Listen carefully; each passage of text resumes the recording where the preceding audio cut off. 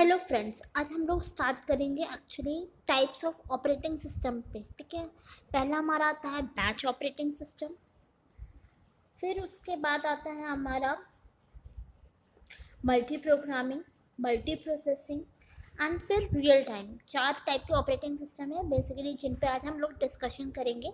तो हम लोग डिस्कशन स्टार्ट करते हैं अपने बैच ऑपरेटिंग सिस्टम से।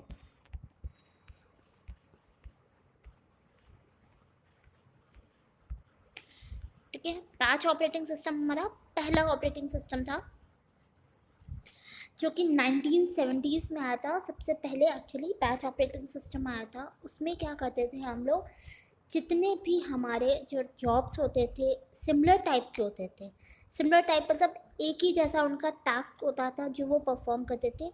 तो उन्हें हम एक बैच के थ्रू मतलब एक एक बैच बना लेते थे कि ये जो प्रोसेस है, कलेक्शन बना लिया कि इनका जो टास्क है वो सेम टाइप का है। ठीक है, तो उसको हम बैच में डाल देते थे। तो हमारा सीपीयू पहले उस बैच को परफॉर्म कराता था, एक बैच को, फिर उसके बाद सेकेंड बैच को। तो हमें क्या होता था कि एक जैसे टास्क की एक ही रिसोर्स यूज़ करनी है। इस टाइम पे हमें स्पेसिफाइड है कि हमें हर बार रिसोर्सेज को मैनेज नहीं करना पड़ता था कि ये इनपुट आउटपुट डिवाइसेस को मैनेज करना होगा।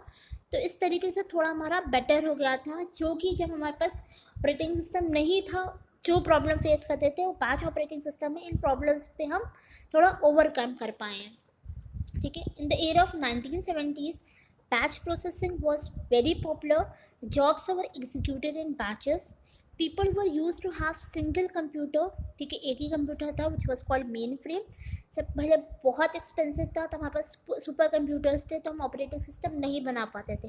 अब थोड़ा कम ऑपरेटिंग सिस्टम हार्डवेयर हमारा कम थोड़ा एक्सपेंसिव है, दैट इज़ हमारे पास अब मेन फ्रेम है। तो हमने ऑपरेटिंग सिस्टम बनाया। तो जो हमारा सबसे पहला ऑपरेटिंग सिस्टम था वो था हमारा batch operating system. In batch operating system access is given to more than one person को एक्सेस दिया गया। They submit their respective jobs. ठीक है, सिस्टम को रिस्पेक्टिव जॉब्स सबमिट किया for the execution. System put all of the job in a queue on the basis of first come first serve. जो सबसे पहले आया उसे एग्जीक्यूट करना है। यूज़र कलेक्ट से रिस्पेक्टिव आउटपुट। जब हमारे आउटपुट तब देगा जब हमारे जॉब सारे सारे बैच हमारा पूरा एग्जीक्यूट हो जाएगा। ठीक है, देखिए हमारे पास क्या था, एक ऑपरेटिंग सिस्टम है। हमने सारे जॉब्स 1 2 3 एंड तक हमारे सारे जॉब्स थे वो एक बैच बना लिया। Selection of the job on the FCFS basis पे हो रहा, फर्स्ट कम फर्स्ट सर्व पे। CPU ने उन प्रोसेस को एग्जीक्यूट किया और इनपुट आउटपुट डिवाइस के थ्रू उनका आउटपुट दिया। ठीक है, डिसएडवांटेज क्या था? डिसएडवांटेज ये था इसका कि स्टार्वेशन कंडीशन क्या कहती है कि एक प्रोग्राम है J1, ठीक है, जिसका बहुत ज़्यादा काम है। ठीक है, इसके 10-15 पन्ने ओपन होने के लिए या प्रिंट होने के लिए। वहीं जो आगे जो जॉब्स हैं उनके एक एक दो दो पन्ने हैं। तो एक्चुअली क्या है कि कम काम वाला प्रोसेस को बहुत ज़्यादा वेट करना पड़ रहा है, क्योंकि उससे पहले जो एक प्रोसेस आया है जिससे ज़्यादा टाइम डिस्ट्रीब्यूशन हो रहा है। तो ये थोड़ा प्रॉब्लम हो गया था कि हमें अब तो एक पेज प्रिंट आउट कराना है, हमसे पहले जो 15 पेज प्रिंट आउट कराने के लिए आया है, तो वो जो एक पेज प्रिंट आउट कराने वाला है वो थोड़ा स्टार्वेशन कंडीशन पे आ जाता है, थक जाता है। ठीक है, तो इसे हम बोलते हैं starvation condition. Batch processing suffers from starvation if there are 5 jobs, ठीक है, present in the batch. The execution time of J1 is very high, then other 4 jobs will never going to be executed. ठीक है, थक जाएगा, वो सोचेगा कि अब यहाँ तो हमारा प्रिंट हो नहीं रहा, इससे अच्छा यहाँ से चले जाते हैं, दूसरी शॉप पे चले जाते हैं। Hence they will have to wait for high frame time, बहुत ज़्यादा देर से वेट करना पड़ेगा।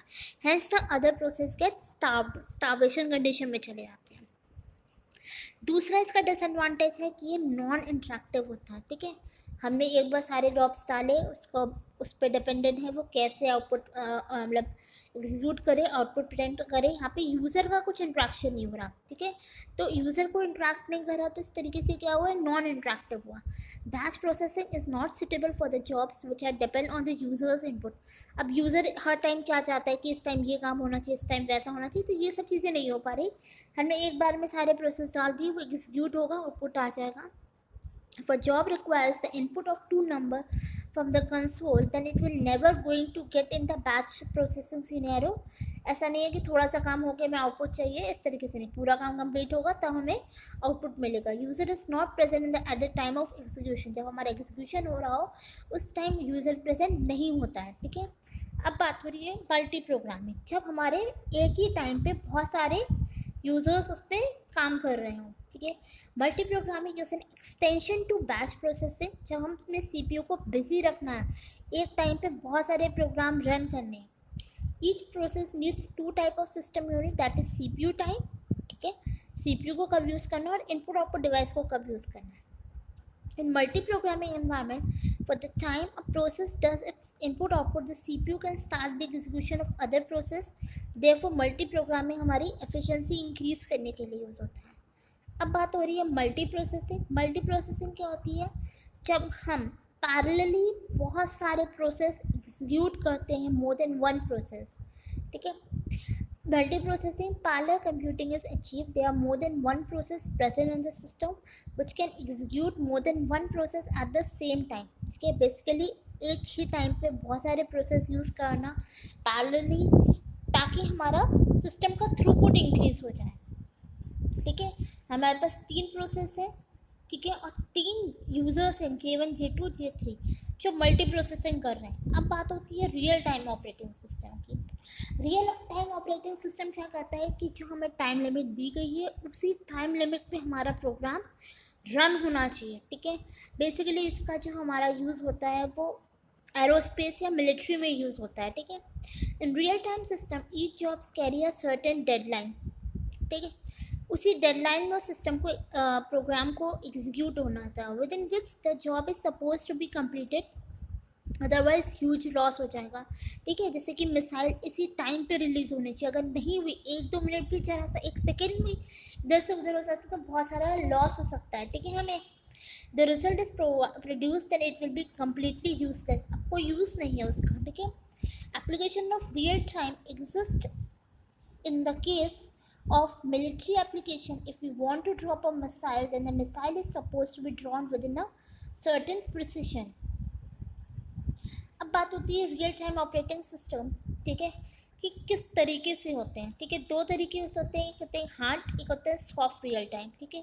हार्ड रियल टाइम सिस्टम में क्या करना होता है कि हमें गारंटी करनी होती है कि जो हमारा मैक्सिमम टाइम है उसी पे उसे कंप्लीट करना है, नहीं तो वो प्रोग्राम हमारा किसी भी यूज़ का नहीं है, उसके आउटपुट किसी भी यूज़ का नहीं है. The real time operating system which guarantees the maximum time for the critical operation and complete them on time as referred. ठीक है. वही चीज़ सॉफ्ट रियल टाइम में क्या होता है, थोड़ा सा रिलैक्सेशन होता है. But the real-time operating system that only guarantee a maximum of the time, that is, the critical tasks will get priority over the other tasks. So critical task होता है उसको priority मिलती है, but not assurity of completing it in defined time. assurity नहीं होगी कि उतने ही time पे वो complete हो जाए. तो इसे कहते हैं soft real time. तो आपके कंसेप्ट क्लियर हो टाइप्स ऑफ ऑपरेटिंग सिस्टम पे.